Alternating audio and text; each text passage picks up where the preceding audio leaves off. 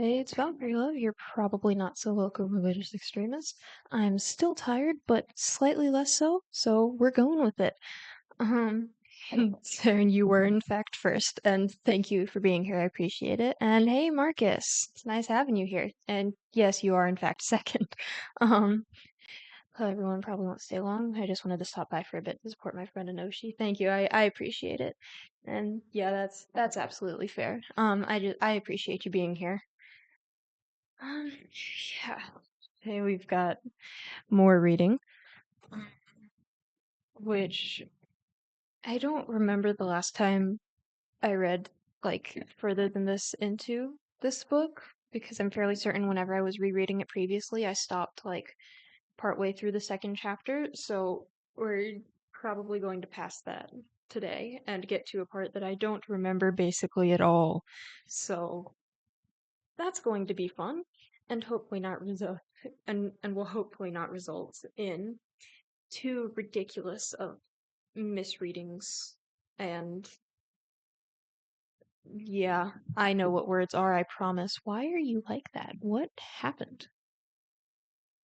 Hello? What? Okay, so that's weird. We're ignoring it though. My laptop decided it doesn't like me, but it's okay because the stream seems to be running still. So we're going with it? Oh, oh, um, I've been a fool. Nope, it's back. Okay, I don't know what happened. My apologies. Come and try never to miss anything you put out if I'm not on about. I appreciate it, Marcus. Um, yeah, I got set up really quickly, so I hope I'm not missing anything necessary. Um, I think we're good though. I don't say I have like the microphone and everything set up. I've got the book, got my water. I think we're good. I think I managed to get everything in like 5 minutes, which has to be a new record for me. Normally it takes me like 30 minutes to get it set up, but oh well, getting there. Um, at least with book reading, you don't have to be as attentive as, say, doing dragon looms. You picked an unintentionally perfect day with how tired you are. Yeah, that's fair. That is very fair, yeah. It is a whole lot easier to just read out loud than it is to do dragon looms. As far as how the stream itself looks, you miss nothing. Okay, good. That is good. Okay, yeah. Yeah, because I do typically like when I'm tired, that's what I go to a lot of the time is I just start reading stuff. Just for fun. There are hairs on my microphone. Go away. Why are you like that? Hmm. Anyways, yeah, so reading out loud on stream probably won't be too much more difficult than just when I do it for fun. Um, I don't know if I have anything that I wanted to say or anything else that I wanted to say before starting. I might be, and I might just be forgetting it. I don't know. I don't believe so. I think I have everything. Um, I just have to try not to put the book in front of either the camera or the microphone so that it will still track me and catch my voice without it being muffled and weird. But I think we're good. I think we're okay. Okay, where were I should have looked back on the other stream to figure out exactly where it was that we had to leave off. But um okay, I believe they were all of the people were outside in the in the parking lot sitting in a car. Why do people keep messaging me? I don't need people messaging me right now. I gotta turn my phone on Do Not Disturb. I keep forgetting to do that. My bad. Alright, we're back. So, yeah, so they're outside in the parking lot on the car, or like sitting on the car slash near the car, and talking about memories with Freddy's. Um, and Jessica's telling about like how she loves the animals. Shortly after Jessica bullied Dempsey. Yeah. Um, oh yeah, and then Carlton or Jessica's like used to complain to Bonnie about her parents because she always thought he had an understanding look about him. And then Carlton laughed and said, animatronic therapy, recommended by 6 out of 7 crazy people.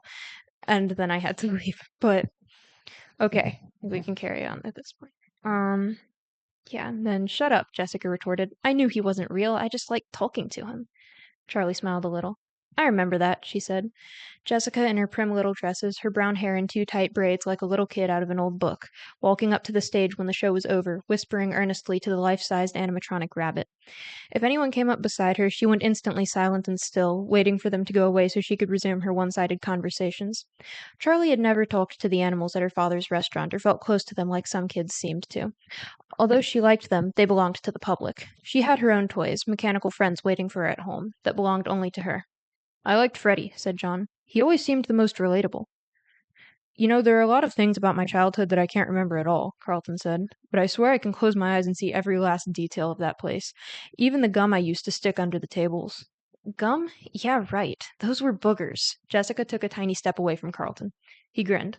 I was 7. What do you want? You all picked on me back then. Remember when Marla wrote Carlton smells like feet on the wall outside? You did smell like feet, Jessica laughed with a sudden outburst. I didn't catch the Bonnie having an understanding look part, but maybe that's part of the humanity of the children coming through, the innocent side not corrupted by Afton. Yeah, definitely, yeah. It's uh, there's some interesting lines in that book. I hadn't noticed that one before. That's a good catch, Marcus. Yeah, I had an understanding look about him, and it's because he actually understands you. Did you think about that, Jessica? Probably not. Is my volume? I think my volume's up too loud. We're gonna turn that down just a little bit because that is well into the red. Okay. Okay, we're going here. We're going here. And Carlton's like feet. Yeah, Carlton shrugged, unperturbed. I used to try to hide when it was time to go home. I wanted to be stuck in there overnight so I could have the whole place to myself. Yeah, and you always kept everyone waiting, said John. And you always hid under the same table. Charlie spoke slowly, and when she did, everyone turned to her as though they had been waiting. Sometimes I feel like I remember every inch of it, like Carlton, she said. But sometimes it's like I hardly remember it at all. It's all in pieces. Like, I remember the carousel and that time it got stuck. I remember drawing on the placemats. I remember little things like eating that greasy pizza, hugging Freddie in the summer, and his yellow fur getting stuck all over my clothes. But a lot of it is like pictures, like it happened to someone else. Um, volume is only too loud when you have the loud tones, but otherwise it's perfect. Okay, okay, good. I am glad. Just wanted to make sure because it was going into the red a little bit. So they're like, yeah, we'll crank that down a slight bit. It's fine. Yeah, it's better to have it be a little bit too quiet than vaguely too loud. I would assume, at least. That is my motto when it comes to this sort of thing. I would rather people have a slightly difficult time hearing me than be jump scared and have their ears hurt. Mhm. Yeah. Is it cream Freddie in the summer, yellow fur? Yeah, they were all looking at her oddly. Freddie was brown, right? Jessica looked to the others for confirmation. I guess you don't really remember it that well after all. Sorry, I guess you really don't remember it that well after all. Carlton teased Charlie, and she laughed briefly. Um, right, I meant brown, she said. Brown. Freddie was brown. Of course he was. She could see him in her mind now, but somewhere in the depths of her recall there was a flash of something else, which would be the Friend Bear's family diner where they had Golden Freddy and Spring Bonnie. A stuck carousel. Could that be paranormal in nature? Can the ghosts not affect the pizzeria outside of the animatronics? Interesting question. I don't think it's ever confirmed. I think the building itself is haunted, at least judging from the posters in FNAF 1, Shift Around, all the things like that. I think not the carousel, the building itself would be haunted. So it would be yeah, it doesn't have any more details about it, but yeah. Yeah, it would make sense if it would be a paranormal getting stuck. It could just be a mechanical malfunction, but this is Freddy's. Nothing is ever just a malfunction. It's always got a reason. Maybe it was after the establishment revamped and replaced Freddy with Golden Freddy in the instance Charlie remembers. Yeah. Yeah, that would, yeah. I don't know. Yeah, because I think in Fredbear's Family Diner, which is widely considered to be the original one, they have Golden Freddy, which is just Freddy but with yellow fur. Um, but then they like rebrand to Freddy Fazbear's Pizza and they bring in a lot of other animatronics other than just Freddy and Bonnie, and then they aren't gold anymore. So, I don't know. It's interesting. It's just interesting. Um, yeah, talk about Freddy. Yeah. Carlton launched into another story, and Charlie tried to turn her attention to him, but there was something disturbing, worrisome, about that lapse in memory. It was 10 years ago. It's not like you've got dementia at 17, she told herself, but it was such a basic detail to have misremembered. Out of the corner of her eye, she caught John looking at her, a pensive expression on his face, as though she had said something important. You really don't know what happened to it? She asked Carlton with more urgency in her voice than she intended. He stopped talking, surprised. Sorry, she said. Sorry, I didn't mean to interrupt you. Thought Golden Freddy was the second version, not the first. Ah, that's fair. No, Golden Freddy was the original one, like the very original, and then it revamped, and became normal Freddy that we think of today as Freddy Fazbear, and then all of the toy animatronics and everything. It was a little bit insane. It got all over the place, but yeah, no, Golden Freddy was the first version. Yeah. Um, yeah. It's okay, he said. But yeah, or no, I don't really know what happened. I keep getting those words mixed up. I really don't know what happened. How can you not know? You live here. Charlie, come on, said John. It's not like I hang around that part of town. Things are different. The town has grown, Carlton said mildly, seemingly unruffled by her outburst. And I honestly don't look for reasons to go around there, you know? Why would I? There isn't any reason, not anymore. We could go there, John said suddenly, and Charlie's heart skipped. Carlton looked nervously at Charlie. What? Seriously, it's a mess. I don't know if you can even get to it. Charlie found herself nodding. She felt as though she had spent the whole day weighed down by memory, seeing everything through a filter of years, and now she felt suddenly alert, her mind fully present. She wanted to go. Let's do it, she said. Even if there's nothing there, I want to see. They were all silent. Suddenly, John smiled with a reckless confidence. Yeah, let's do it. And there is the end of chapter 1. That did in fact take me 15 minutes, so it's probably a good thing my mom didn't let me read it on the other stream because it would have been way too late when we were heading home. Um yeah, and that was a grand total of 30 pages. I don't know why the chapters are this long. The next one is 33 pages. So it's going to be a little while. Um yeah, chapter 2. Charlie pulled to a stop, feeling the soft give of dirt under her tires, and turned off the car. She got out and surveyed their surroundings. The sky was a rich, dark blue, the last trails of the sunset streaking off to the west. The parking lot was unpaved, and before them lay a sprawling monster of a building, a rising acre of glass and concrete. There were lamps in the parking lot that had never been used, and no lights shone out onto the lot. The building itself looked like an abandoned sanctuary, entombed in black trees amid the distant roar of civilization. She looked at Jessica in the passenger seat, who was craning her neck out the window. Is this the right place? Jessica asked. So is it a date night or a dare? Um, Probably closer to a dare, I would assume. I think they're kind of just wanting to, like, check it out, see what happened to it. So, yeah, basically a dare. Charlie shook her head slowly, not quite certain what she was seeing. I don't know, she whispered. Charlie got out of the car and stood in silence as John and Carlton pulled up beside her.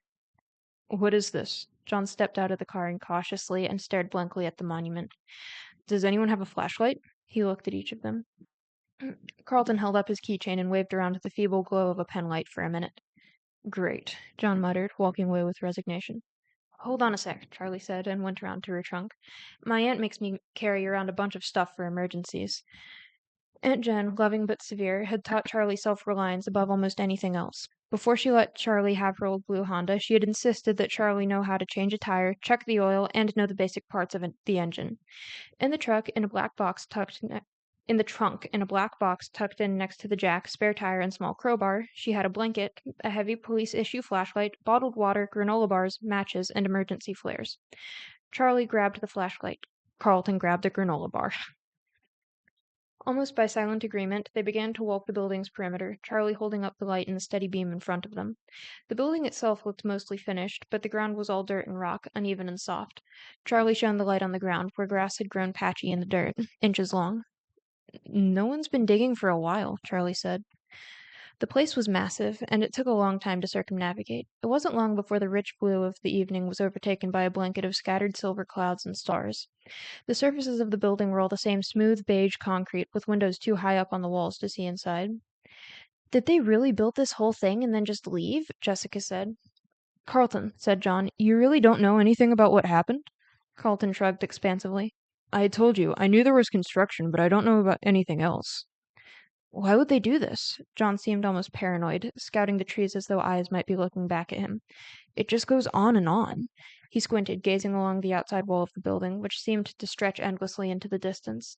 He glanced back to the trees as if making sure he hadn't missed a building somehow. No, it was here. He placed his hand on the drab concrete facing. It's gone. After a moment, he gestured. I cannot speak, gestured to the others and began to walk back the way they came. Reluctantly, Charlie turned back, following the group. They kept going until they could see their cars again up ahead in the darkness. I thought all the kids knew. Um, thought all the kids knew what? Like, what's going on with Freddy's, or? I'm not entirely certain what you mean by that. Because whatever it is, it's probably not. They know basically nothing at this point. But, yeah, I don't know. Mm, yes. Sorry guys. I hoped there would at least be something familiar, Carlton said exhaustedly. Yeah, Charlie said. She'd known it would be, but seeing that Freddy's had been razed to the ground was still a shock. Yeah, what happened with the pizzeria? Yeah. No, they basically don't know anything about what happened with it. Like, Carlton knows that they started building over it and then kind of stopped. Um, but they don't know anything about, like, why it shut down. Well, they do, but they don't, like, they know the kids went missing, but they don't know that they were murdered, I think. And they aren't aware if it's still under there. Referring to the part where they wonder why everything is so inaccessible and wondering if they all just up and left. Ah, got it. Yeah. Yeah, no, they're just confused exploring around because none of them have any clue what's going on. Um, yeah, seeing that Freddy's had been raised to the ground, he was, which, the whys of it all. Yeah, yeah, fair. Um, fair. Yeah, no, basically everyone's confused at this point in time, but yeah, I believe there's more explanation going on later. Um, yeah, seeing Freddy's had been raised to the ground. Freddy's was not in fact raised to the ground, to be clear, but they don't discover that for another little while. Um, yeah. Talking about Freddy's here, it was so paramount sometimes in her mind that she wanted to get rid of it, wanted to scrub the memories, good and bad, from her head as if they had never been. Now someone had scrubbed it from the landscape, and it felt like a violation. It should have been up to her. Right, she thought, because you had the money to buy and preserve it, like Aunt Jen did with the house. Charlie? John was saying her name, and it sounded like he was repeating it. Sorry, she said. What were you saying? Do you want to go inside? Jessica asked. Charlie was surprised that they were only now considering this, but then again, none of them was usually prone to criminal activity. The thought was a release, and she took a deep breath, speaking on her exhale. Why not? She said, almost laughing. She hefted the flashlight. Her arms were getting tired. Anyone else want to turn? She waved it back and forth like a pendulum. Carlton grabbed it and took a moment to appreciate its weight. Why is this so heavy? He said, passing it off to John. Here you go. It's a police flashlight, Charlie said absently. You can hit people with it. Jessica wrinkled her nose. Your aunt really wasn't kidding around, huh? Ever used it? Not yet. Charlie winked and made a half-threatening glance at John, who returned an uncertain half-smile, unsure how to react. The wide entrances were sealed with hammered metal doors, no doubt intended to be temporary until construction was finished. Still, it wasn't difficult to find a way in, since many large mounds of gravel and sand scaled the walls, leading right up to the edges of the large gaping windows. Not trying hard to keep people out, John said. What's anyone going to steal? Charlie said, staring at the blank towering walls. They climbed the hill slowly, the gravel shifting and sliding beneath their feet as they went. Carlton reached the window first and peered through. Jessica looked over his shoulder. Can we drop down? John asked. Yes, said Carlton. No, said Jessica at precisely the same time. I'll go, Charlie said. She felt reckless. Without looking through to see how far the fall was. Ow, hit my knee. She put her feet through the opening and let herself drop. Seems like the implication is that Charlie's aunt was one of the police assigned to the case of the missing Fazbear kids. Interesting.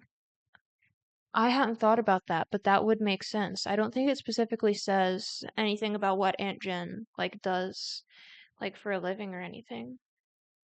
That'd check out, yeah. Interesting. I wonder if there's any more evidence for that. That would be fascinating. Yeah, Charlie goes through the window. Yeah. She landed knees bent. The impact rocked her, but it didn't hurt. She looked up at her friend staring down. Oh, hang on, Charlie called, pulling a short stepladder from a wall nearby and setting it under the window. Okay, she said. Come on. They dropped down one by one and looked around them. Inside was an atrium, or maybe it would have become a food court, with metal benches and plastic tables scattered around, some bolted to the floor. I know that hasn't said, but police flashlight. Yeah, definitely. Yeah, that is a very good point. Yeah, that's a good thing to point out. Yeah. That would be interesting. That would be a really interesting connection. We'll keep looking, see if there's anything else. Food court, yeah. The ceiling rose up high above them, with a glass roof where they could see the stars peering down at them. Very post-apocalyptic, Charlie joked, her voice echoing in the open space. Jessica sang a brief wordless scale suddenly, startling them all into silence. Her voice rang out pure and clear, something beautiful in the emptiness. Very nice, but let's not call too much attention to ourselves, John said. Right, Jessica said, still very happy with herself. As they walked on, Carlton swept up and took her arm. Your voice is amazing, he said. It's just good acoustics, Jessica said, attempting humility but not meaning a word of it. They walked the empty halls, peering into each of the massive cavities where a department store might have been. Some parts of the mall had been almost finished, while others were in shambles. Some hallways were littered with piles of dusty concrete bricks and stacks of wood. Others were lined with glass-paneled storefronts, lights hanging in perfect rows above their heads. It's like a lost city, John said. Like Pompeii, said Jessica, just without the volcano. No, Charlie said. There's nothing here. The whole place had a sterile feel to it. It was not abandoned. It had never sustained life at all. She looked in a store window across from her, one of the few with glass, wondering what would have been displayed. She imagined mannequins dressed in bright clothing, but when she tried to picture them, all she could see was blank faces concealing something. She suddenly felt out of place, unwelcomed by the building itself. Charlie began to feel restless, some of the luster wearing off the adventure. They had come, Freddy's was gone, and so was the shrine she had kept in her thoughts, where she could still find Michael playing where she last saw him. John stopped suddenly, turning off the flashlight as carefully as he could. He put a finger to his lips, motioning for silence. He gestured back the way they had come. In the distance, they saw a small light bobbing in the darkness like a ship in the fog. Someone else is here, he hissed. A night guard, maybe? Carlton whispered. Why would an abandoned building need a guard? Charlie wondered. Kids probably come here to party, Carlton said, then grinned. I would have come here to party too, if I'd known about it. Or if I partied. Okay, well, let's backtrack slowly, John said. Jessica, he started, then made a zip it motion across his lips. They continued down the hallway, this time with only the dimmer light of Carlton's keychain. Wait, Jessica stopped with a whisper, looking intently at the walls surrounding them. Something's not right. Yeah, no giant pretzels, I know. Carlton seemed sincere. Jessica waved a hand at him impatiently. Check the cameras? Yeah. They gotta check the cameras. It's fine. You gotta avoid check the cameras, shut the door at the right time, don't run out of power. You'll be fine. That would be really funny if this just turns into a FNAF 1 sequence and the rest. Well, yeah, FNAF 1 is the best equivalent to it because this is the Freddy Fazbear's, the supposedly original one. That would be really funny if this just goes into a FNAF 1 sequence out of nowhere. um, yeah, Jessica says something's not right. Yeah. No, something isn't right about the architecture. She took several steps back, trying to see the whole of it. Something is definitely not right, she repeated. It's bigger on the outside. Bigger on the outside? Charlie repeated, sounding puzzled. I mean, there's a big difference between where the inside wall is and where the outside wall is. Look. Jessica ran along a length of wall where two stores would have been. There would have been a store here and a store there. John pointed to the obvious, not understanding the problem. But there's something in the middle, Jessica exclaimed, beating her hands against an empty portion of the wall. This part juts out into the parking lot like the stores on each side, but there's no way into it. You're right. Charlie started walking towards Jessica, studying the walls. There should be another entrance here. And, Jessica dropped her voice so that only Charlie could hear her, about the same size as Freddy's, don't you think? Charlie's eyes widened, and she took a quick step back from Jessica. What are you two whispering about? Carlton stepped closer. We're talking about you, Jessica said sharply, and they walked into one of the vacant department stores that seemed to sandwich the sealed space. Come on, she said. Let's take a look. They started combing the wall as a group, clustered around the tiny light. Charlie was not sure what to hope for. Aunt Jen had warned her about coming back. She didn't encourage Charlie to skip the memorial, not directly, but she wasn't pleased that Charlie was returning to Hurricane. Just be careful, Aunt Jen had said. Some things, some memories, are best left undisturbed. Is that why you left Dad's house? Is that why you kept Dad's house? Charlie thought now. Is that why you kept paying for it, leaving it untouched like some kind of shrine, but never visiting? Hey! John was gesturing wildly, running inside to catch up to the rest of them. Hide! The light was out in the hall again, bobbing up and down, and it was coming closer. Charlie glanced around. They were already too deep inside the massive store to get out in time, and there seemed to be nowhere to hide. Here, here, Jessica whispered. There was a break in the wall beside a rig of scaffolding, and they hurried into it, squeezing past stacks of open boxes and sheets of plastic hanging from the ceiling. They made their way down what appeared to be a makeshift hallway just on the other side of the department store wall. It was really more like an alley. It was... Okay, I don't think I know how to say that word. Incongruous, I think. It was incongruous with the rest of the mall, not shiny and new, but dank and musty. One wall was made of the same concrete as the outside of the building, though it was rough and unfinished, and the other was exposed brick, some parts faded smooth with age, others with mortar crumbling, leaving chinks and holes. Heavy wooden shelves of cleaning equipment stood against the wall, listing to the side, their boards sinking under the weight of old paint cans and mysterious buckets. Something was dripping from uncovered pipes overhead, leaving puddles that they all stepped carefully around. A mouth, a mouth, a mouse scuttled by, almost running over Carlton's foot.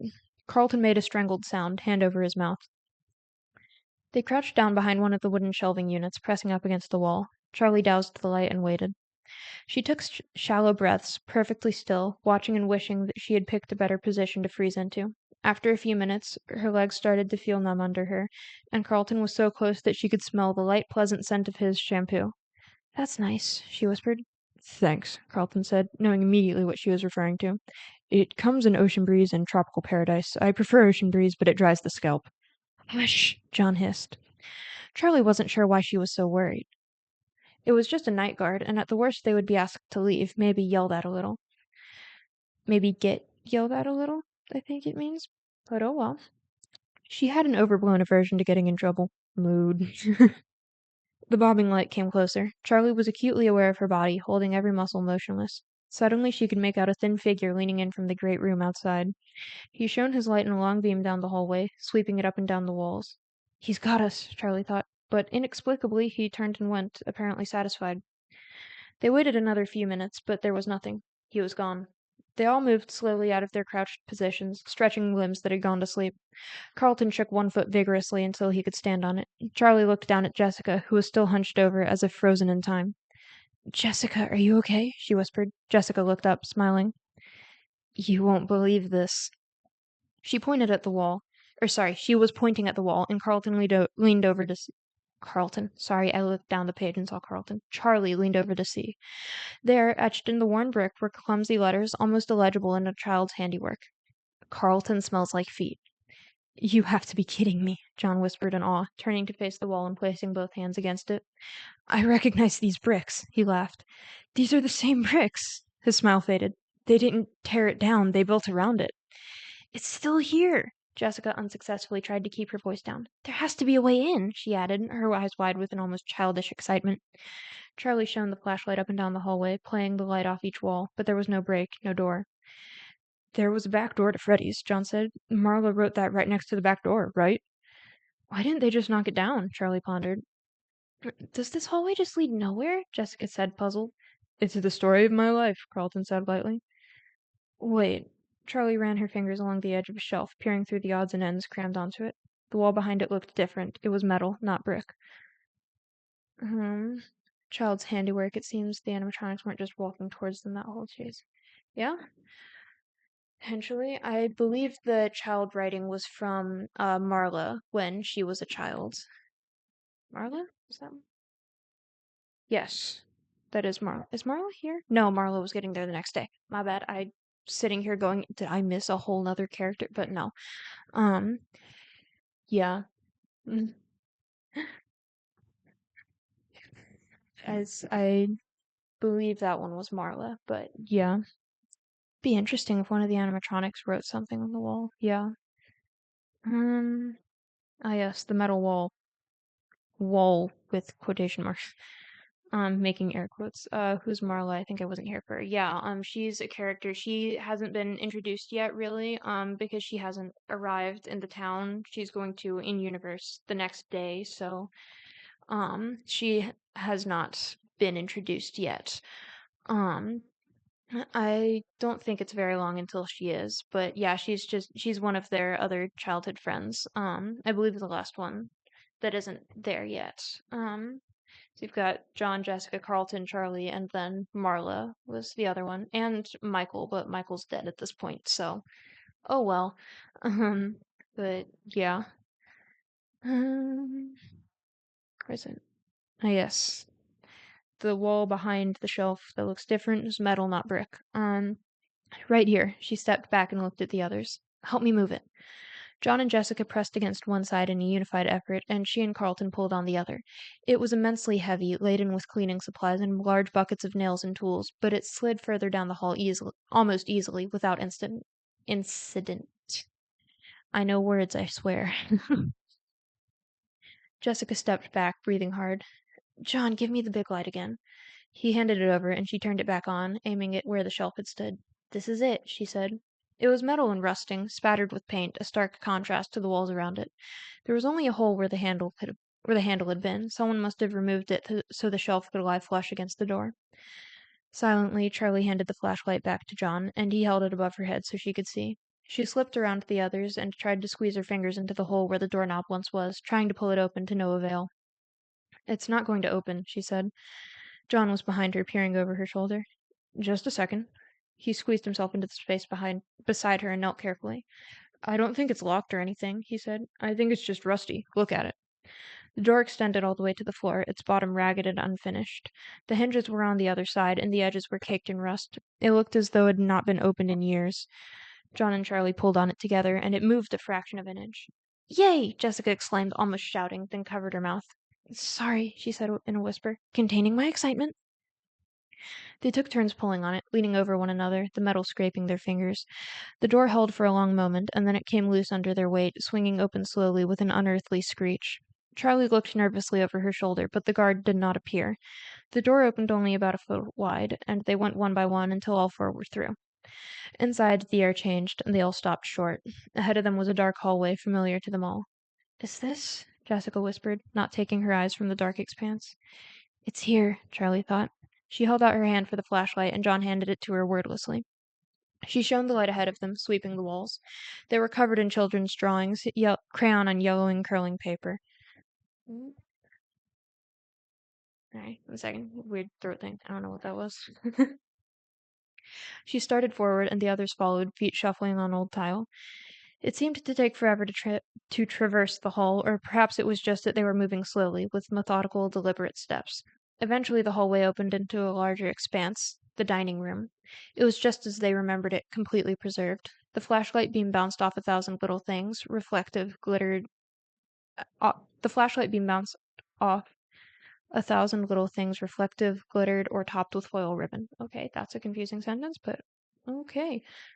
I just thought of 13s. Is this set in the 90s? I thought FNAF 1 was in the late 80s after 1987. Yeah. Um, See, that's the difficult part. We aren't certain about the timelines. Um, Teens is this set in the 90s? I believe so, because I believe we learn in one of the later books that this is that Charlie is 17 at this point and that she was born in 1980, so this is in 1997-ish, somewhere around there. FNAF 1 is in somewhere in the 1980s, 1983. It wasn't 1983, 85. I don't remember what the calculation was. But it would make sense that um FNAF 1 happens and then after that they shut it down and build over it. Um I think that's probably the most likely thing. But yeah, it might be that FNAF 1 is not the same thing as this location. Um, I don't know. It's not entirely clear, but who knows? Who knows? Certainly not I. I'm not quite that smart. FNAF 1 was after the bite of 87. Probably. I think it was in night actually, I think what I'm thinking of is that FNAF 1 was set in 93. I believe because the check didn't have a date on it, but I believe Matt Pat like calculated the minimum wage of the different years, and that was exactly the minimum wage of 1993. Yeah, you are correct on that. I got that mixed up. That's my bad. My laptop cord is tied in a knot. What? I gotta untie that. I don't gotta, but it's bothering me. One moment.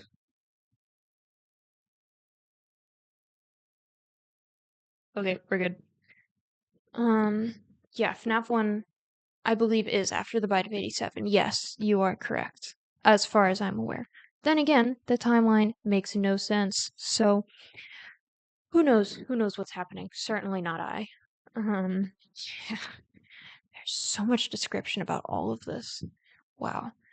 Um, Yeah, the tables were still in place, covered in their silver and white checked cloths. The chairs were pulled up to them haphazardly, some tables with too many and others with too few. It looked as though the room had been abandoned in the middle of the lunch hour. Everyone had gotten up expecting to return, but never did. They walked in cautiously, breathing cold, stale air that had been trapped inside for a decade. The whole restaurant gave off a sense of abandonment. No one was coming back. There was a small merry-go-round barely visible in the distant corner, with four child-sized ponies still at rest from their last song. In an instant, Charlie froze in place, as did the others. There they were. Eyes stared back from the dark, large and lifeless. An illogical panic pulsed through her. Time held still. No one spoke, no one breathed, as though a predatory animal was stalking them. But as the moments passed, the fear waned until she was back again, as a child, and with old friends, separated from one another for far too long. Charlie walked towards the eyes in a straight line. Behind her, the others were motionless. Hers were the only footsteps. As Charlie walked, she touched the cold back of an old party chair without looking at it, guiding it out of her path. She took one final step, and the eyes in the dark became clear. It was them. Charlie smiled. Hi, she whispered, too soft for the others to hear. Before her stood three animatronic animals, a bear, a rabbit, and a chicken, all standing as tall as adults, maybe taller. Their bodies were segmented like artists' models, each limb made of distinct, squarish pieces, separate at the joints. Oh, wait, about the maybe taller part. According to Help Wanted, yes. The animatronics are approximately 8 to 9 feet tall. So, yeah, a little bit taller than an adult. Yeah, they belonged to the restaurant, or maybe the restaurant belonged to them, and there had been a time when everyone knew them by name. There was Bonnie, the rabbit. His fur was bright blue, his squared-off muzzle held a permanent smile, and his wide and chipped pink eyes were thick-lidded, giving him a perpetually worn-out expression. His ears stuck up straight, crinkling over at the top, and his large feet splayed out for balance. He held a red bass guitar, blue paws poised to play, and around his neck was a bow tie that matched the instrument's fiery color. Chica the chicken was more bulky and had an apprehensive look. thick black eyebrows arching over her purple eyes and her beak slightly open, revealing teeth as she held out a cupcake on a platter. The cupcake itself was somewhat disturbing, with eyes set into its pink frosting and teeth hanging out over the cake, a single candle sticking out the top. I always expected the cupcake to jump off the plate. Carlton gave a half laugh and cautiously stepped up to Charlie's side. They seem taller than I remember, he added in a whisper. Wait a minute, Carlton. Was that the name of a character in the FNAF movie? Hold on. I need to do a Googling, because they might have done the funniest thing ever. Give me a moment. I gotta look at this. We're gonna see. Google FNAF movie Carlton. Carl. Oh, no way. No. Gonna be off now, but I will watch the VOD because I'm interested in how their pizzeria adventure continues. I appreciate it, Marcus. Thank you for being here. It's really nice having you. And yeah, what I was Googling there was because I thought there was a guy in the FNAF movie named Carlton. I was wrong. His name is Carl. But that Carlton line there about how, hold on, actually, I should pick the book back up and look at it. That Carlton line about how he always expected the cupcake to jump off the plate, that happens in the FNAF movie. The cupcake jumps off the plate, and the becomes, violent and kills one of the characters. The character he kills is Carl. So I find that a little funny.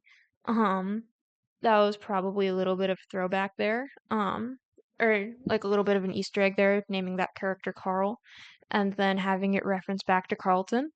Um, yeah, I don't know if that was intentional, but regardless, I find it funny. So, yeah, that's just a little fun fact. Anyways, yeah, I seem taller than he remembers. Yeah. That's because you never got close as a kid. You never got this close as a kid. Charlie smiled at ease and stepped closer. You were busy hiding under tables, Jessica said from behind them, still some distance away. Chica wore a bib around her neck with the words "Let's eat" set out in purple and yellow against a confetti-covered background. A tuft of feathers stuck up in the middle of her head. Standing between Bonnie and Chica was Freddie Fazbear himself, namesake of the restaurant. He was the most genial-looking of the three, seeming at ease where he was. A robust, if lean, brown bear. What does that mean? What does robust if lean? Don't those mean opposite things? Hold on, I need to define this word. One moment.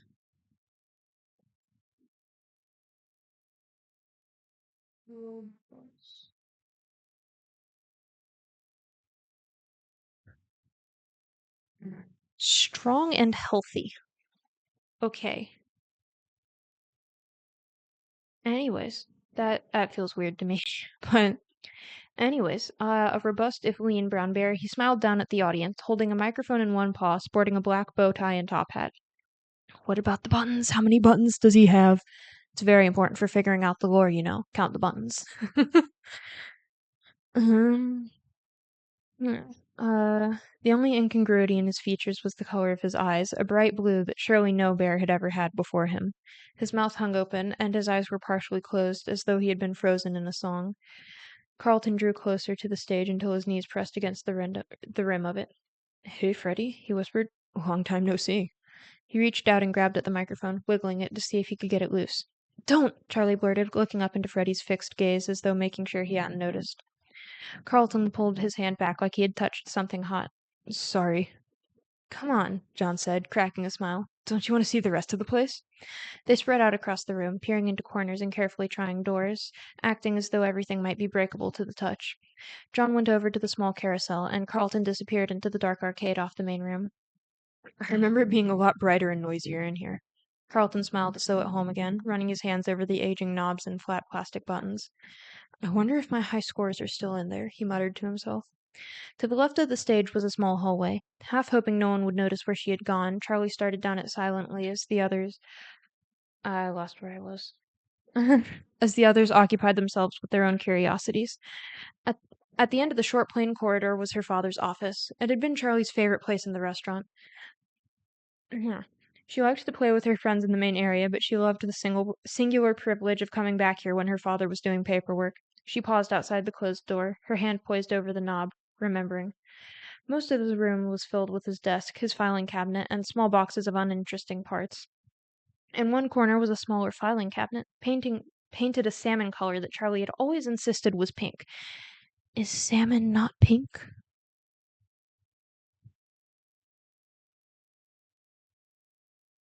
I might be a fool.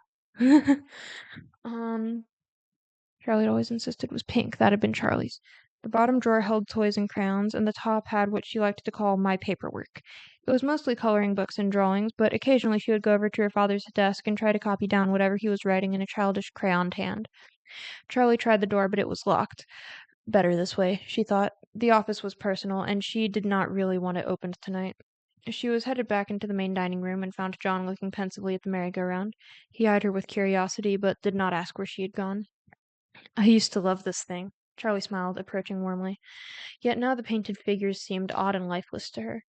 John made a face as though he knew what she was thinking. Not the same, he said. He rubbed his hand over the top of a polished pony as though to scratch it behind the ear. Just not the same, he repeated, removing his hand and gazing elsewhere. Charlie glanced over to see where the others were. In the arcade, she could see Jessica and Carlton wandering among the games.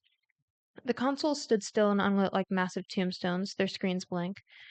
I never liked playing the games, Jessica said, smiling. They moved too fast, and just when I'd start to figure out what to do, I'd die, and it would be someone else's turn. She wiggled the joystick that squeaked from neglect. They were rigged anyway, Carlton said with a wink. When's the last time you played one of these? Jessica asked, peering closely into one of the screens to see what image was burned into it from too many years of use. Carlton was busy rocking a pinball machine back and forth, trying to get a ball to come loose. There's this pizza place I visit sometimes. He set the table back on four legs carefully and glanced at Jessica. But it's no Freddy's, he added. John was roaming through the dining room again, amid the tables, flicking the stars and spirals hanging overhead. He plucked a red party hat from the table, stretched the rubber band hanging loosely from its base, and snapped it around his head, red and white tassels hanging down over his face. Oh, let's check out the kitchen, he said. Charlie followed as he bounded off towards it. Although the kitchen had been off limits to her friends, she'd spent a lot of time there, so much so that the chefs chased her out by name, or at least by the name they heard her father call her, Charlotte. John overheard someone calling her Charlotte one day when they were in kindergarten and persisted in teasing her with it constantly. He could always get a rise out of her with that. It wasn't that Charlie didn't like her full name, but Charlie was who she was to the world. Her father had called her Charlotte, and it was like a secret between them, something no one else was allowed to share. The day she left Hurricane for good, the day they said goodbye, John had hesitated. Bye, Charlie, he said. In their cards, letters, and phone calls, he had never called her Charlotte again. She never asked why, and he never told her. I need to get some water. I have it right here, but I need to. You know what? I'm going to unscrew the top of it first, because this is a weird water bottle. And it's going to be very loud if I don't just take the top off. One moment.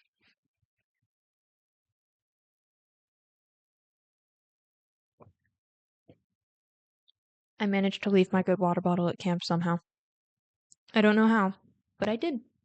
I don't know where I left it, but it's gone. Where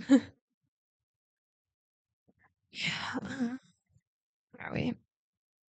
Ah, yes. The kitchen was still fully stocked with pots and pans, but it held little interest for Charlie in the midst of her memories. She headed back out into the open space of the dining room, and John followed. At the same time, Jessica and Carlton stumbled out of the arcade, tripping into each other as they crossed the thresholds between rooms in the dark. Anything interesting? John asked. A gum wrapper, 30 cents, and Jessica, so no, not really, Carlton said. Jessica playfully gave him a punch in the shoulder. Oh, have we all forgotten? Jessica gave an evil smile, pointing to another hallway on the opposite side of the dining room. She headed toward it swiftly before anyone could answer, and they followed her. The hallway was long and narrow, and the further they went, the less the flashlight seemed to illuminate. At last, the passage opened out into a small room set for private parties, set up with its own tables and chairs. As they entered, there was a collective hush. There in front of them was a small stage, the curtain drawn. A sign was strung across the front. Out of order, it read in neat, hand-written letters. They stood still for a moment, then Jessica went up to it and poked the sign. Pirate's Cove, she said, 10 years later, and it's still out of order. Don't touch it, Charlie thought.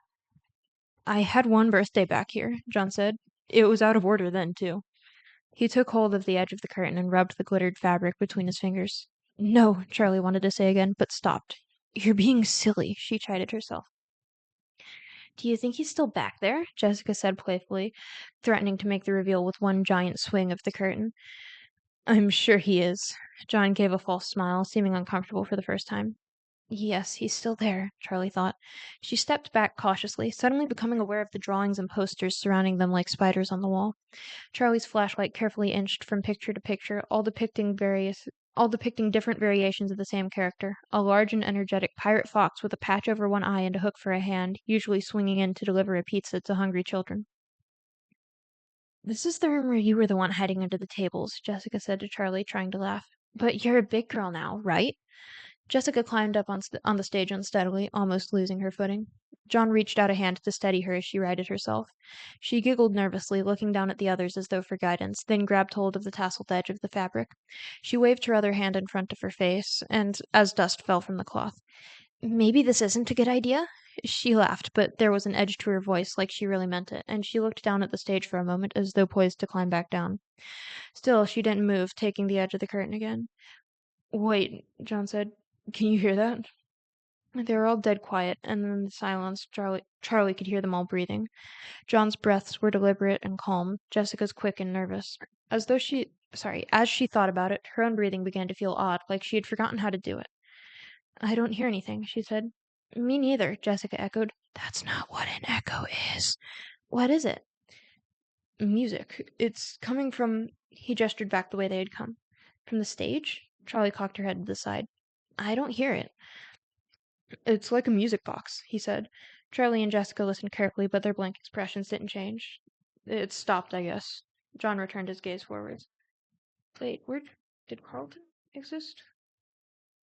Carlton does exist. He hasn't been mentioned in like 3 pages, though. I don't know why. I don't know what happened to him.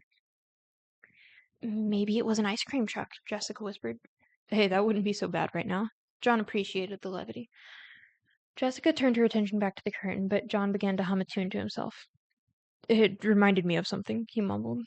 Okay, here I go, Jessica announced. She did not move. Okay, at this point we have like 12 pages left. Okay, that's good. Charlie found her eyes drawn to Jessica's hand on the curtain, her pink manicured nails pale against the dark, glittery fabric. It was almost like the hushed moment in a theater crowd where the lights went dark but the curtain had not yet risen. They were all still, all anticipating, but they were not watching a play, no longer playing a game. All the mirth had gone out of Jessica's face. Her cheekbones stood out stark in the shadows, and her eyes looked grim as though the simple thing she was about to do might be of terrible consequence. As Jessica hesitated, Charlie realized her hand hurt. She was making a fist so tight her nails dug into her flesh, but she could not force her grip to loosen. A crash sounded from back the way they came, a cascading clanging noise ringing out and filling the whole space. John and Charlie froze, meeting each other's eyes in sudden panic. Jessica dropped the curtain and leaped off the stage, bumping into Charlie and knocking the light out of her hands. Where's the way out? She exclaimed, and John came over to help. They hurriedly searched the walls, and Charlie chased the light beam spiraling across the floor.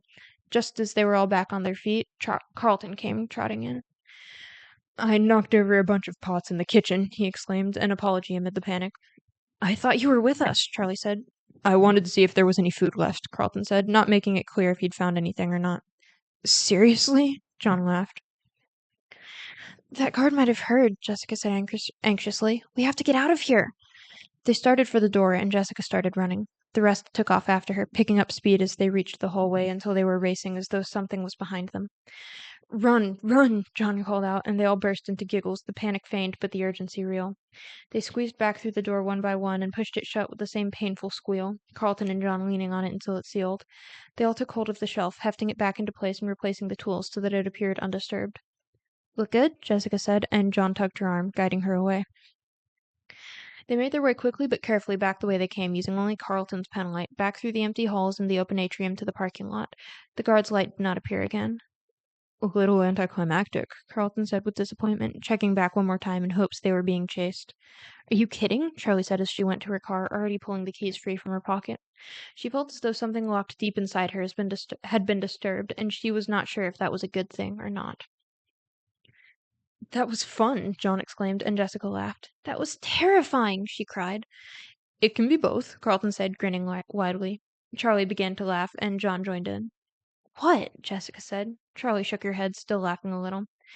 It's just, we're all exactly the same as we were. I mean, we're totally different and older and everything, but we're the same. You and Carlton sound exactly like you did when we were 6. Right, Jessica said, rolling her eyes again, but John nodded. I know what you mean, he said, and so does Jessica. She just doesn't like to admit it. He glanced back at the wall. Is everybody sure that that guard didn't see us? We can outrun him now, Carlton said reasonably, his hand resting on the car. I guess, John said, but he did not sound convinced.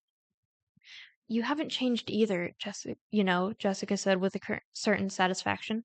Stop looking for problems where there aren't any. Still, John said, glancing back again, we should get out of here. I don't want to push our luck. See you all tomorrow, then? Jessica said as they parted ways. Carlton gave a little wave over his shoulder. Charlie's heart sank a little as Jessica settled herself into the passenger seat, tidily buckling herself in. She had not been looking forward to this. It wasn't that she didn't like Jessica, just that being alone with her was uncomfortable. She still wasn't much more than a stranger. Yet Charlie was still exhilarated from the night's adventure, and the lingering adrenaline gave her new confidence. She smiled at Jessica. After tonight, they suddenly had something very much in common. Do you know which way the motel is? She asked, and Jessica nodded and reached for the purse down at her feet. It was small and black with a long strap, and on the drive to the construction site, Charlie had already seen her remove a lip gloss, a mirror, a pack of breath mints, a sewing kit, and a tiny hairbrush. Now she pulled out a small notebook and pen. Charlie smiled. Sorry, how much stuff do you have in that thing? She asked, and Jessica looked at her with a grin. The secrets of the purse must not be disclosed, she said playfully, and they both laughed. Also, by the way, the purse is capitalized. This is a proper title. I think that is important context there. Jessica started reading Charlie the directions, and Charlie obeyed, turning left and right without paying much attention to her surroundings. Jessica had already checked in, so they went straight to their room, a small beige box of a room with the 2 double beds covered in shiny brown spreads. Charlie set her bags on the bed closest to the door, and Jessica went to the window. As you can see, I splurged on the room with the view, she said, and flung the curtains open dramatically to reveal 2 dumpsters and a dried-out hedge. I want to have my wedding here. Right, Charlie said, amused. Jessica's prim demeanor and fashion model looks made it easy to forget that she was smart as well. As a child, she remembered being slightly intimidated every time they got together to play, before realizing after the first few minutes how much she liked Jessica. She wondered if it was hard for Jessica to make friends, looking the way she did, but it wasn't the kind of thing you could really ask someone.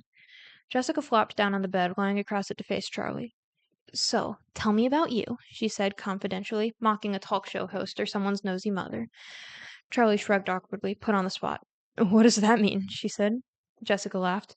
I don't know. What an awful thing to ask, right? I mean, how do you answer that? How about school? Any cute boys? Charlie lay down across the bed, mimicking Jessica's position. Cute boys? What are we, 12? Well, Jessica said impatiently. I don't know, she said. Not really. Her class was too small. She had known most of the people in it since she moved in with Aunt Jen, and dating anyone, liking them like that, seemed forced and altogether unappealing. She told Jessica as much. Most of the girls, if they want to date, they date older guys, she said. And you don't have an older guy? Jessica teased. Nah, Charlie said. I figured I'd wait around for our batch to grow up. Right, Jessica burst out laughing before quickly thinking of something to share. Last year there was this guy, Donnie, she said. I was gaga for him, like really. He was so sweet to everyone. He wore all black all the time, and he had this black curly hair so thick all I could think about when I sat behind him was burying my face in it. This might be TMI, Jessica. I was so distracted I ended up with an A- in trig. Oh no, what a tragedy. He was super artistic, a poet, and he carried around one of those black leather notebooks, and he was always scribbling something in it, but he would never show anybody. She sighed dreamily. I figured if I could get him to show me his poetry, I would really come to know his soul, you know? So did he ever? Charlie said. Oh, yeah, she said, nodding emphatically. I asked him out finally, 'cause he was shy and he was never gonna ask me. And we went to the movies and made out a little, and then we went and hung out on the roof of his apartment building, and I told him all about how I want to study ancient civilizations. I swear I can go. How I want to study ancient civilizations and go on archaeological digs and stuff, and he showed me his poems. And did you come to know his soul? Charlie said, excited to be included in girl talk, something she felt like she'd never really gotten to participate in before. Charlie nodded eagerly, but not too eagerly. She calmed herself as Jessica scooted forward on the bed to whisper. The poems were awful. I didn't know it was possible to be both melodramatic and boring at the same time. I mean, like, just reading them made me embarrassed for him. She covered her face in her hands. Charlie laughed. What did you do? What could I do? I told him it wasn't going to work out and went home. Wait, right after you read his poetry? I still had the notebook in my hand. Oh no, Jessica, that's awful. You must have broken his heart. I know, I felt so bad, but it was like the words just came out of my mouth. I couldn't stop myself. Did he ever speak to you again? Oh yeah, he's perfectly nice, but now he takes statistics and economics and wears sweater vests. You broke him. Charlie threw a pillow at Jessica, who sat up and caught it. I know. He'll probably be a millionaire stockbroker instead of a starving artist, and it's all my fault. She grinned. Come on, he'll thank me someday. Charlie shook her head. Do you really want to be an archaeologist? Yeah, Jessica said. Huh, said Charlie. Sorry, I thought. She shook her head. Sorry, that is really cool. You thought I'd want to do something in fashion, Jessica said. Well, yeah. It's okay, Jessica said. I did too. I mean, I do. I love fashion, but there's only so much to it, you know? I think it's amazing to think about how people lived 1,000 years ago, or 2,000, or 10. They were just like us, but so different. I like to imagine living in other times, other places. Wonder who I would have been. Anyway, what about you? That seems like a lore necessary section. I don't know. I don't know. Charlie rolled over onto her back, looking up at the ceiling. The tiles were made of loose, stained styrofoam. The ceiling tiles are made of styrofoam. Literally, I would die before sleeping in that room. And the one above her head was askew. I hope there aren't any bugs up there, she thought. I don't know, she said slowly. I think it's really cool that you know who you want to be, but I've just never had that kind of plan. Well, it's not like you have to figure it out now, Jessica said. Maybe, Charlie said, but I don't know. You know what you want to do. John's known since he could hold a pencil that he wanted to be a writer, and he's already getting published. Even Carlton. I don't know what he has planned, but you can just see that there's a scheme brewing behind all his kidding around. But I just don't have that kind of direction. It really doesn't matter, Jessica said. I don't think most people know at our age. Plus, I might change my mind or not get into college or something. You never know what's going to happen. Hey, I'm going to get changed. I want to get some sleep. She went into the bathroom, and Charlie stayed where she was, gazing at the sorry-looking ceiling. She supposed it was becoming a defect, her earnest refusal to consider the past or future. Live in the present moment, her Aunt Jen said softly, often, and Charlie had taken it to heart. Don't dwell on the past. Don't worry about things that may never happen. In 8th grade, she had taken a shop class, vaguely hoping the mechanical work might spark something of her father's talent, might unleash some inherited passion lying latent within her, but it had not. She made a clumsy-looking birdhouse for the backyard. She never took another shop class, and the birdhouse only attracted one squirrel who promptly knocked it down. Jessica came out of the bathroom wearing pink striped pajamas, and Charlie went in to get ready for bed, changing and brushing her teeth hurriedly. When she came out again, Jessica was already under the covers with the light by her bed turned off. Charlie turned hers off too, but the light from the parking lot still shone in from the window, somehow filtering past the dumpsters. Charlie stared up at the ceiling again, her hands behind her head. Do you know what's going to happen tomorrow? She asked. I don't really know, Jessica said. I know it's a ceremony at the school. Yeah, I know that, Charlie said. Are we going to have to do anything? Like, do they want us to speak? I don't think so, Jessica said. Why? Do you want to say something? No, I was just wondering. Do you ever think about him? Jessica asked. Sometimes. I try not to, Charlie said, half truthfully. She had sealed off the subject of Michael in her mind, locked him tight behind a mental wall that she never touched. It wasn't an effort to avoid the subject. In fact, it was an effort to think of him now. What about you? She asked Jessica. Not really, she said. It's weird, right? Something happens and it's the worst thing you can ever imagine, and it's just burned into you at the time, like it's going to go on forever. And then the years go by and it's just another thing that happened. Not like it's not important or terrible, but it's in the past just as much as everything else, you know? I guess, Charlie said, but she did know. I just try not to think about those things. Me too. You know, just went to a funeral last week. I'm sorry, Charlie said, sitting up. Are you okay? Yeah, I'm fine, Jessica said. I barely even knew him. He was just an old relative who lived 3 states away. I think I met him once, but I hardly remember it. We mostly went for my mom's sake, but it was at an but it was at an old-fashioned funeral parlor, like in the movies, with an open coffin. And we all walked by the coffin, and when it was my turn, I looked at him, and he could have been sleeping, you know? Just calm and restful, like people always say dead people look. There was nothing that I could have pointed out that made me think dead, if you ask me. Every feature of his face looked the same, as if he were alive. His skin was the same, his hair was the same, as if he were alive. But he wasn't alive, and I just knew it. I would have known it immediately, even if he wasn't, in a coffin.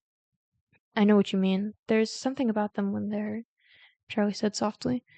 It sounds stupid when I say it, but when I looked at him, he looked so alive, and yet I just knew that he wasn't. It made my skin crawl.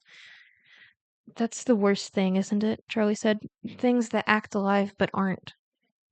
What? Jessica said. I mean things that look alive but aren't, Charlie said quickly. She definitely doesn't. We should get some sleep, she said. Did you set the alarm? Yes, Jessica said. Good night. Night. Charlie knew sleep was still a long way off. She knew what Jessica meant, probably better than Jessica did. The artificial shine in eyes that followed you as you moved, just like a real person's would. The slight lurch of realistic animals who did not move the way living things should.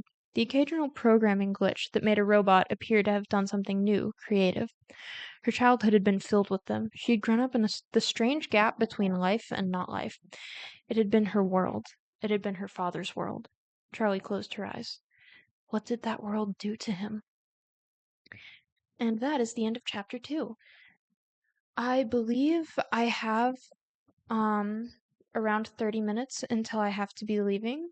So I'm going to go ahead and cut off there because the next chapter, actually, let's see, because if it's less than 20 pages, I'm going to try to read it, but I doubt it will be. More than likely. Yikes. Um, Yeah, that's 36 pages. That's the same as the last chapter. So, yeah, that would take me about an hour to read. So, we're gonna go ahead and stop there, because I would rather not have to stop in the middle of a chapter again. I believe the next chapter is the one where Marla shows up, which means I have to try to remember even more voices. Um, it's fine. It's fine. We're doing fine. Yeah, I think that's everything. There's some interesting stuff happening. The story doesn't really kick off for another little while, I don't believe. Where? What is that about? Not a quarter, a fifth of the way through the book? Is that what that is? If it is, hold on, we're doing math. Let's do math. 390 pages. I'm 60 pages in. So yeah, that's just under a fifth of the way through. So yeah, we're making decent progress. It's gonna be quite a few of these streams because I don't know if I've mentioned this, but we're planning on reading through this entire book, followed by The Twisted Ones and The Fourth Closet, the other two Silver Eyes novels. And then we're going to go through the 12 Fazbear Frights novels and then the 8 Tales from the Pizzaplex novels. And I don't know if they'll have any new books out by then, because if so, we're going to go through those next. It's going to be a while, literally. It's probably going to take over a year if I'm doing one stream a week doing this. Um, but at least it's consistent content. I don't know. I'm having fun reading it. I hope y'all are enjoying hearing me reading it. If not, oh well, I'm gonna keep reading them anyways because I enjoy it. Um, and I'm sure there's at least somebody who's interested and who's enjoying it other than myself. And even if not, this is an excuse to read them again because I've been wanting to for a while. But yeah, made fairly decent progress today because I didn't procrastinate at the beginning and wasn't just sitting there terrified of actually doing stuff. Um, but yeah, I don't think there's anything else. Yeah, I haven't made a schedule yet for this next week. I'm going to do that tonight.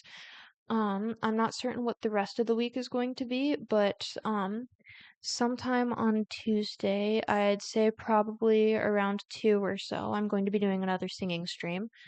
Normally Tuesday would be a mobile stream, but my dad is out of town this Tuesday, so I will in fact be able to be at my grandparents' house and have my laptop, and so it will not be a mobile stream.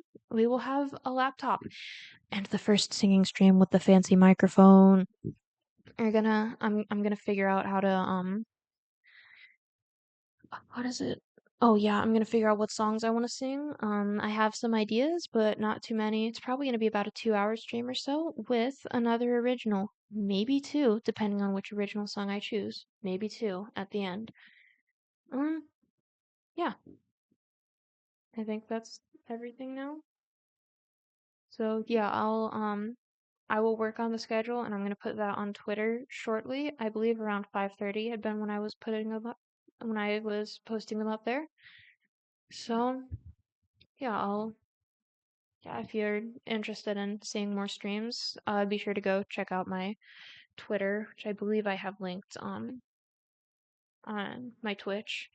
Um, yeah, so and I'll have the schedule up later today. And we will for certain be streaming Tuesday, probably at around 2 o'clock. We're gonna say 2 o'clock. 2 o'clock is the official time. It may be subject